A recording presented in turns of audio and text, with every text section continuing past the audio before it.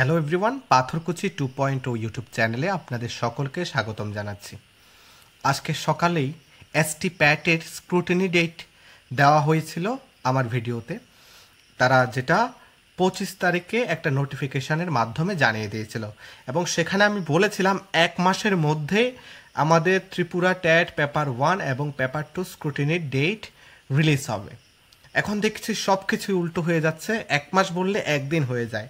এখন আমার বলতে ইচ্ছে হচ্ছে আগামী 1 বছরের মধ্যে আপনার চাকরি হয়ে যাবে, সম্ভবত 6 মাসের মধ্যে আপনার অফার লেটার বাড়িতে চলে আসবে, সেটা আলাদা ব্যাপার।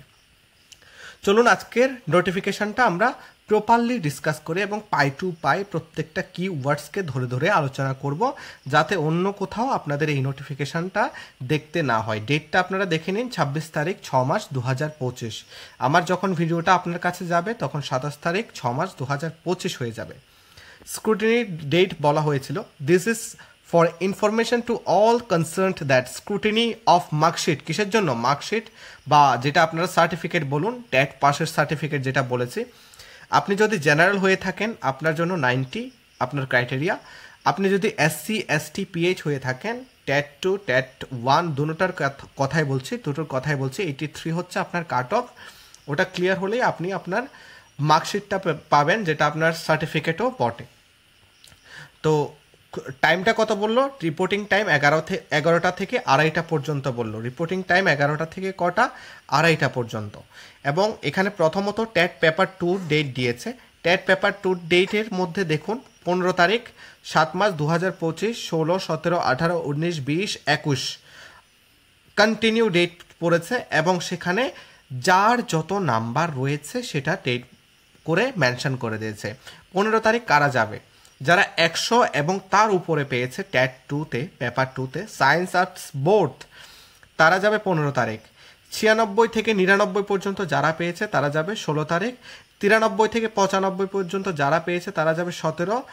91 থেকে 92 যারা পেয়েছে তারা যাবে 18 তারিখ।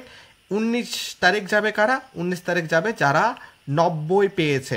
20 তারিখ যাবে যারা 85 থেকে 89 পেয়েছে এবং এসসি এসটি পিএইচ ক্যাটাগরির। আবার 21 তারিখ 7 মাস 2025 তারাই যাবে যারা 83 এবং 84 পেয়েছে। 83 এবং 84 পেয়েছে। এই গেল ট্যাট পেপার 2।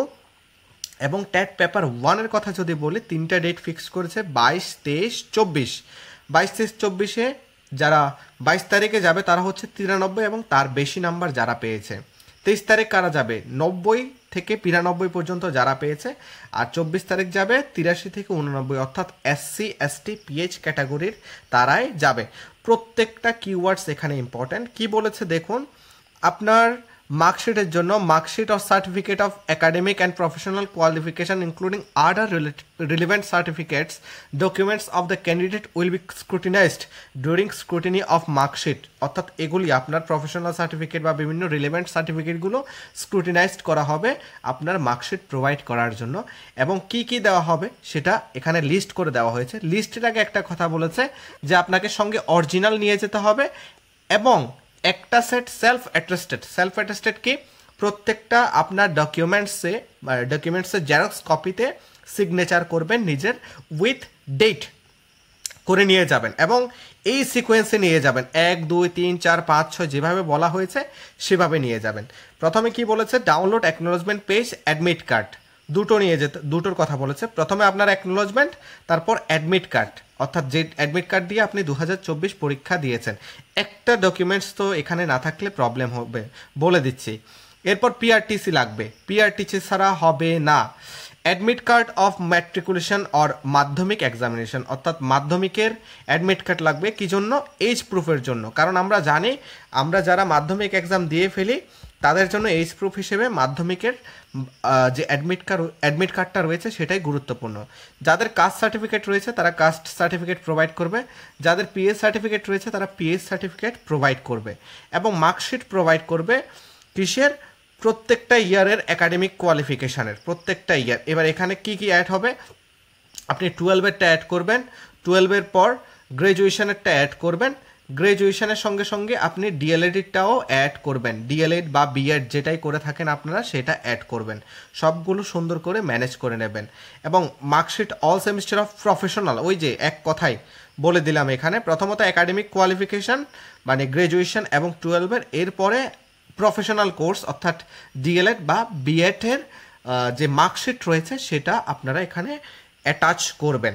এবং এরপর আমরা যদি দেখি এখানে লেখা রয়েছে 8 নাম্বার পয়েন্টে certificate of academic and professional qualification if any, যদি আপনার কাছে থেকে থাকে এর যে কোনো একটি একাডেমিক কোয়ালিফিকেশান কিংবা প্রফেশনাল কোয়ালিফিকেশানের যে কোনো একটি সার্টিফিকেট, তো আপনি নিয়ে যেতে পারেন যদি থাকে, ইফ এনি। অনেক সময় হয় কি যে আমরা সার্টিফিকেট পাই না, গ্র্যাজুয়েশনের সার্টিফিকেট বা ডিএলএডি সার্টিফিকেট ওটা পাই না, তো সুতরাং এখানে অপশান রয়েছে যদি থাকে তাহলে আপনার এই দুটোর মধ্যে যে কোনো একটি দুটোই নিয়ে যেতে হবে যদি থাকে।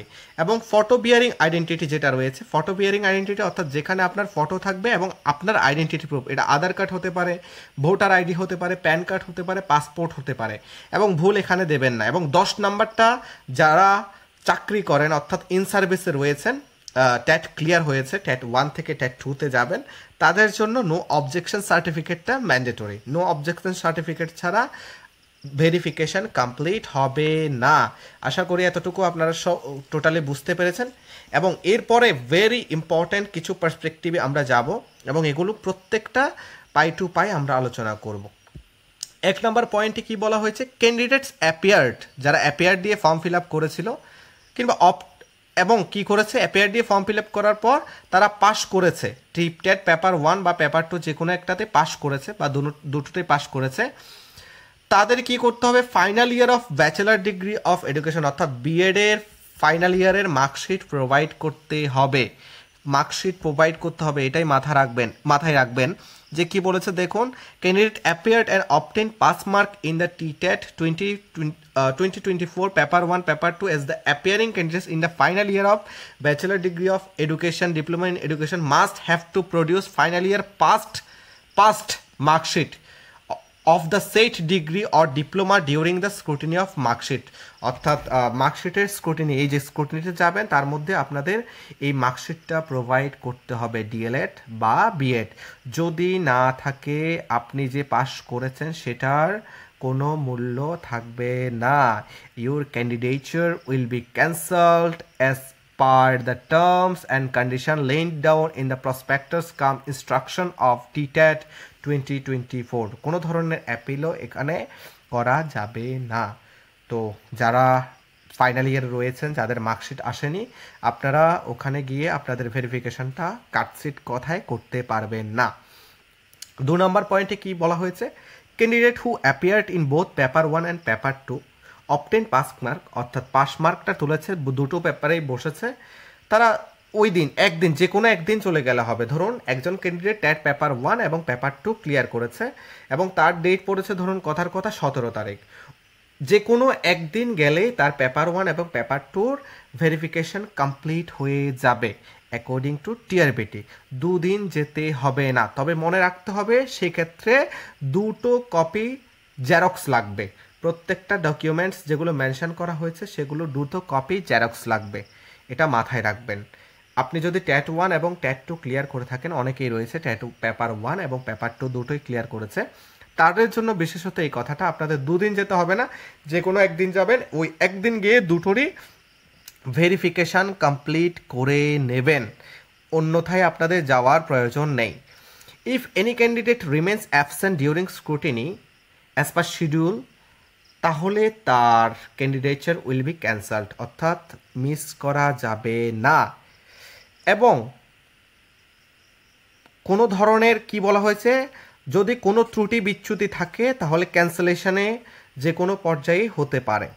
এবং securing cut off or more marks of having 1 marksheet certificate document scrutinized does not confer any right or any candidate for obtaining TTET certificate since it depends on fulfillment of eligibility other terms and condition। এবং তার সঙ্গে বলা হয়েছে obtaining TTET certificate does not confer any right on any candidate for recruitment, আপনাকে recruit করা হচ্ছে এরকম কোনো কথা নয়, কিন্তু এটা দিয়ে কোনো ধরনের রিক্রুট করা হচ্ছে না। যখন রিক্রুটমেন্ট প্রসেস রয়েছে, এটা জাস্ট আপনি মার্কশিটটা পাবেন, এটা আপনার জবের অফার লেটার নয়। জব পেতে হলে জবের জন্য যে অ্যাপ্লিকেশন করতে হয় তখন সেটা আলাদা করে ডিপার্টমেন্ট থেকে বলে দেওয়া হয়, এবং সেটা অবশ্যই একটা রাজ্যের সংশ্লিষ্ট ডিপার্টমেন্ট সেটা মেনশন করে। যেমন elementary education department of Tripura লিখলে ওই ডিপার্টমেন্টটাই আপনাকে বলবে এই ক্ষেত্রে আপনারা জবের অ্যাপ্লাই করতে পারেন।